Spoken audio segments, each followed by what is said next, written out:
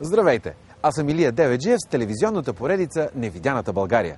В днешния малко хладен ден ви водим на пътешествие в един град, където така вятър речи Балкан стенета, чак камъните са посинели. В града на 100-те войводи. Добре дошли в Сливен. Площадът на Сливен. Не съм идвал тук от далечното време, когато си търсех плат за абитуренския костюм. Защото още преди да науча, че Сливен е града на перловата ракия, аз вече знаех, че Сливен е градът на текстилната промишленост. Но за това по-късно. Предполагам, че вие също ще започнете вашата среща с Сливен от тук. На където и да тръгнете, няма да сгрешите. Площад Хаджи Димитър съчетава история и съвремие и създава една неповторима, магнетична сливенска атмосфера. Ето го и паметникът на най-известния сливналия – Димитър Николов Асенов, легендарния Хаджи Димитър. Издигнат е през 1935 година с щедри дарения от тогавашни бизнесмени, институции и обикновени граждани. В основата на паметника са вградени бюстовете на още 8 видни сливенски възрожденци. Бунтовният буден дух на онези времена е оставил незаличим отпечатък и върху града, и върху хората му.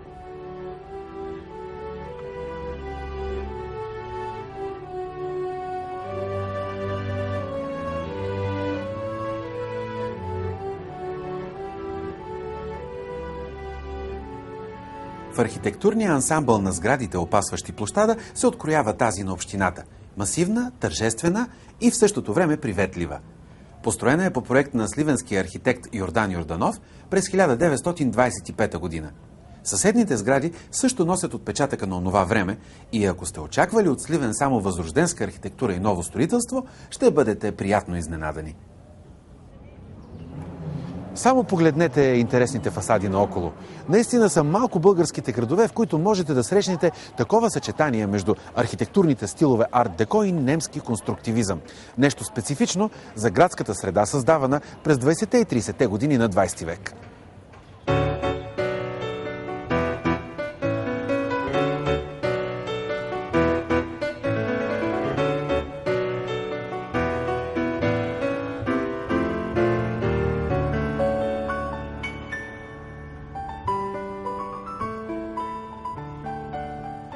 На стратегическа позиция в сградата на общината срещу пешеходната зона, туристът намира извора на най-необходимата му информация.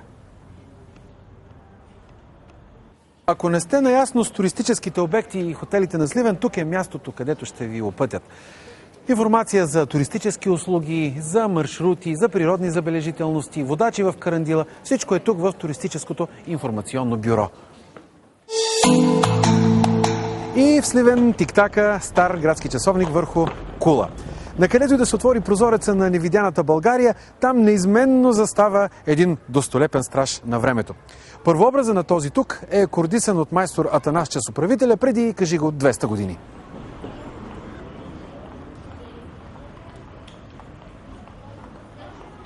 Сливенци използвали тази кула и за пожарна наблюдателница. Много практично.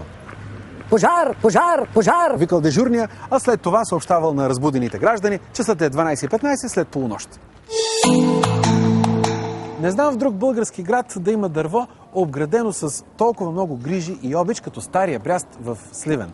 Представете ли си, 1000 години той раснал и раснал, оцелявал век след век сред променещия се наоколо град. Легендата разказва, че клоните му често пукали от тежестта на обесени бунтовници.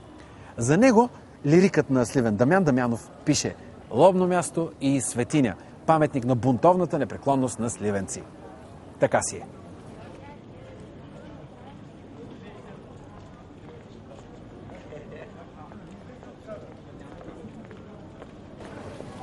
Ето ни на най-оживеното място на Сливен – пешеходната зона. Тук можете да изпълните няколко от пунктовете на вашата туристическа програма наведнъж. Културни забележителности, шопинг и кофинг. С последното имам предвид десетките кокетни и приветливи барчета и кафененца, пръснати от двете страни на улицата. Те сякаш ви приканват: спри за малко, подгъни крак по време на голямото туристическо припкане. В реда от сгради край пешеходната зона лесно ще разпознаете регионалния исторически музей.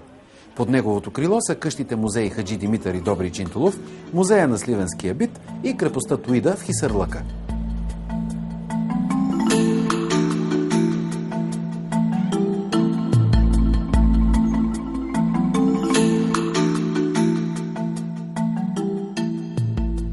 Една от експедициите на феноменалния доктор Китов постави и Сливен на картата на тракийските съкровища.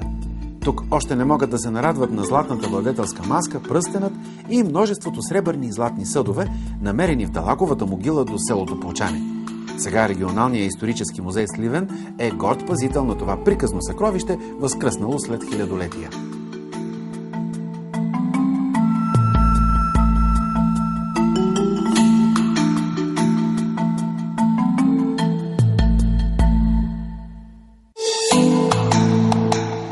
Разходката по пешеходната зона ни довежда до една великолепна, открояваща се сграда – Узуновата къща. Построена е в началото на 20 век от сливенски архитект, очевидно повлиян от тогавашните западноевропейски тенденции. Прекрасната сграда принадлежала на фабрикант, адвокат, устояла на народната власт, а днес по силата на дарение тя е дом на художествената галерия Димитър Добрович, заедно с къща Миркович и зала Сирак Скитник. Туристът, решил да прекрачи прага на Узуновата къща, остава поразен. Експозицията «Западноевропейска графика», която намира тук, се оказва личната колекция на Богомил Райнов, дарена на Сливен. Останал насаме сред известните картини, човек не може да не си помисли колко силен трябва да е духът на един град, за да привлече от столицата нещо толкова значимо във време, когато всичко значимо отиваше в столицата.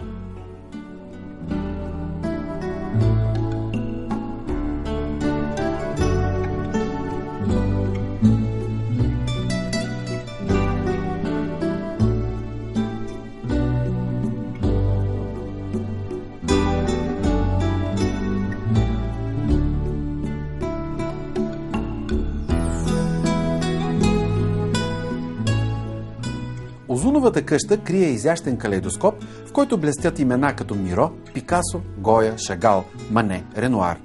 Това наистина е силен сливенски магнит за ценителите на изобразителното изкуство.